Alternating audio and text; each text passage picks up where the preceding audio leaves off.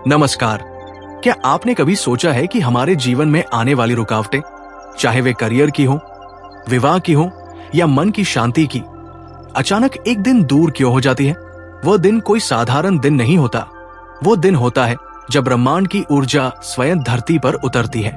22 जनवरी 2026, दिन गुरुवार। अपनी डायरी में इस तारीख को सुनहरे अक्षरों में नोट कर लीजिए, क्योंकि ये केवल एक तारीख नहीं, बल्कि माघी गणेश जयंती का वो महापर्व है जिस दिन स्वयं भगवान श्री गणेश का भौतिक रूप में जन्म हुआ था।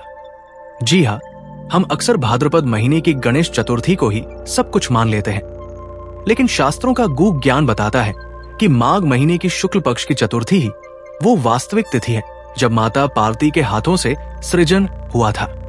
और इस बार तो सोने पे सुहागा ये है कि ये पावन दिन गुरुवार को पड़ रहा है। गुरुवार यानी देवगुरु बृहस्पति का दिन और गणेश जी यानी बुद्धि के दाता। जब ज्ञान और बुद्धि का मिलन होता है तो किस्मत के बंद ताले अपने आप खुलने लगते हैं। तो चलिए आज इस वीडियो में जानते हैं कि 2026 की ये गणेश जयंती आपके लिए क्यों खास है। वो कौन सी प्राचीन कथा है जो इस दिन को जीवित करती है, और आपको इस दिन क्या करना है और क्या भूल कर भी नहीं करना है। मित्रों, सबसे पहले हमें इस दिन के पीछे छिपे इतिहास और पौराणिक महत्व को समझना होगा। माघ मास की इस चतुर्थी को तिलकुंज चतुर्थी या वरद चतुर्थी भी कहा जाता है। वरद का अर्थ है वरदान देने वाली। कथा बहुत ही अद्भुत और मर्मस्पर्शी है। एक बार माता पार्वती कैलाश पर स्नान की तैयारी कर रही थी। उन्होंने नंदी को द्वार पर खड़ा किया, लेकिन भगवान शिव के आने पर नंदी उन्हें रोक नहीं पाए।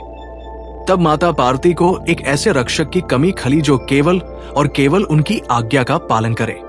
इसी विचार से, इसी संकल्प से माता ने अपने शरीर के उपटन से एक बालक की मूर्ति बनाई और अपनी तपस्या के बल पर उसमें प्राण फूंक दिए।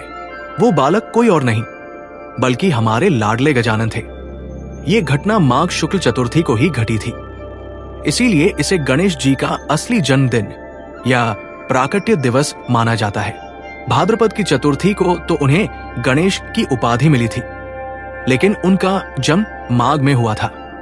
यह दिन हमें सिखाता है कि अगर संकल्प दृढ़ हो तो मिट्टी की मूरत में भी प्राण आ सकते हैं। अब जरा 2026 के संयोग पर गौर करें। 22 जनवरी को गुरुवार है। ज्योतिष शास्त्र में ये एक दुर्लभ संयोग है। गुरुवार विस्तार का, धन का और शिक्षा का कारक है। यदि आपके बच्चे पढ़ाई में कमजोर हैं या आप अपने व्यापार को बढ़ाना चाहते हैं तो ये दिन आपके लिए किसी चमत्कार से कम नहीं है। इस दिन की गई पूजा का फल कई गुना बढ़कर मिलता है। तो आपको करना क्या है? विधि बहुत ही सरल और सात्विक है। माघ का महीना है, इसलिए इस दिन तिल का बहुत महत्व है। सुबह जल्दी उठें, स्नान के पानी में थोड़े काले या सफेद तिल डालें। ये स्नान आपके शरीर के रोगों और नकारात्मक ऊर्जा को धो देता है। इसके बाद लाल वस्त्र धारण करें, क्योंकि गणेश जी को लाल रंग अति प्रिय है। पूजा में एक बात का विशेष ध्यान रखें। गणेश जी को प्रसन्न करने के लिए महंगी वस्तुओं की जरूरत नहीं है। उन्हें तो बस आपकी श्रद्धा और दूर्वा चाहिए। दूर्वा घास में अमृत तत्व होता है। 21 दूर्वा की एक गड्डी बनाएं और उसे गणेश जी के मस्तक पर चढ़ाएं। साथ ही सिंदूर का तिलक लगाएं। सिंदूर शक्ति और ऊर्जा का प्रतीक है। भोग में तिल के लड्डू या मोदक अर्पित करें। शास्त्रों में कहा गया है कि माघी गणेश जयंती पर जो व्यक्ति गणेश जी को तिल का भोग लगाता है और ब्राह्मणों या गरीबों को तिल का दान करता है, उसके पिछले जन्मों के पाप भी कट जाते हैं। और हाँ, इस दिन ओम गण गणपत्ये नमः मंत्र का कम से कम एक माला यानी 108 बार जाप अवश्य करें। गुरुवार का दिन है, इसलिए अगर आप गणेश जी को पीले फूल भी अर्पित करेंगे तो गुरु ग्रह भी मजबूत होगा। लेकिन सावधानियां भी उतनी ही जरूरी है। अक्सर हम भक्ति में कुछ ऐसी गलतियां कर बैठते हैं जो पूजा के फल को कम कर देती है। सबसे पहली और बड़ी मनाही है तुलसी। भगवान गणेश की पूजा में तुलसी का पत्ता कभी नहीं चढ़ाना चाहिए। एक पौराणिक श्राप के कारण गणेश जी को तुलसी वर्जित है, इसलिए भूल कर भी भोग में या चरणों में तुलसी न रखें। दूसरी बात, चंद्रमा के दर्शन। जैसे भाद्रपद की चतुर्थी को चांद देखना मना है, वैसे ही माघी चतुर्थी को भी चंद्रमा देखने से बचना चाहिए। माना जाता है कि इस दिन चंद्रमा को देखने से व्यक्ति पर झूठा कलंक या आरोप लग सकता है। इसलिए शाम के समय अपनी नजरें नीची रखें या आकाश की ओर न देखें। और तीसरी बात, यह दिन केवल कर्मकांड का नहीं बल्कि सात्विकता का है। इस दिन घर में किसी भी प्रकार का तामसिक भोजन जैसे मांसमदिरा, प्याज लहसुन का प्रयोग न करें।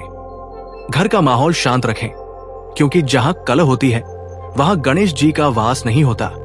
मित्रों, गणेश जी का स्वरूप हमें जीवन जीने की कला सिखाता है। उनकी छोटी सी सवारी मूषक यानी चूहा हमें बताती है कि हमें अपने अहंकार रूपी चंचलता को अपने वश में रखना चाहिए। उनका बड़ा पेट हमें सिखाता है कि अच्छी और बुरी हर बात को पचाना सीखो।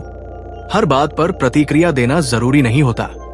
इस गणेश जयंती पर जब आप पूजा के लिए बैठें तो केवल हाथ जोड़कर रटेरटाए मंत्र न बोलें। एक पल के लिए अपनी आंखें बंद करें और गणेश जी के उस बाल स्वरूप का ध्यान करें जिसने अपनी माता की आज्ञा के लिए भगवान शिव से भी युद्ध कर लिया था। उस समर्पण को अपने भीतर महसूस करें। ये 22 जनवरी 2026 आपके जीवन में एक नई शुरुआत का दिन हो सकता है। अगर आप कोई नया काम शुरू करना चाह रहे हैं, गृह प्रवेश करना चाह रहे हैं या किसी बड़े फैसले को लेने में दुविधा महसूस कर रहे हैं, तो इस दिन गणपति का नाम लेकर पहला कदम बढ़ा दीजिए। विघ्नहर्ता आपके सारे कांटों को फूलों में बदल देंगे। याद रखिए, विश्वास ही वो शक्ति है जो पत्थर को भगवान बनाती है। तो तैयार हो जाइए इस महापर्व के लिए। अपने घर को साफ सुथरा करें, मन को पवित्र करें और पूरे परिवार के साथ मिलकर विघ्नहर्ता का स्वागत करें। प्रार्थना है कि भगवान गणेश आपकी झोली खुशियों से भर दें और आपको सन्मार्ग पर ले जाएं। ऐसी ही अद्भुत, पौराणिक और जीवन बदलने वाली दिव्य कथाओं के लिए वेद कहानी स्टूडियो को सब्सक्राइब करना न भूलें। हम लाते रहेंगे आपके लिए धर्म और अध्यात्म का वो खजाना जो आपको अपनी जड़ों से जोड़े रखेगा। जय श्री गणेश।